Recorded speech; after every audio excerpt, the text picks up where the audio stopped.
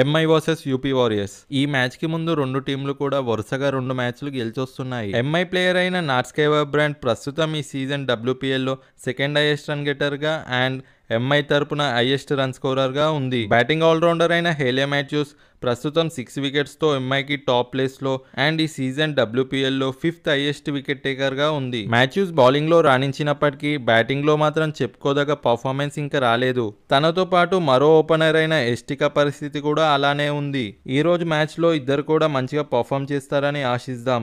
And MI captain అయిన హర్మన్ ప్రీత్ కౌర్ మంచి form లో ఉంది. అలానే నాట్స్కేవర్ బ్రాండ్ ఇటు బ్యాటింగ్ లోను అటు బౌలింగ్ లోను మంచి పర్ఫార్మెన్స్ ఇస్తుంది. హోప్ఫుల్లీ ఈ మ్యాచ్ లో తనతో పాటు మిగతా ప్లేయర్స్ కూడా బాగా ఆడతారని ఆశిద్దాం. And coming to UP warriors, super over లో మ్యాచ్ గెలిచి మంచి కాన్ఫిడెన్స్ తో కనిపిస్తుంది.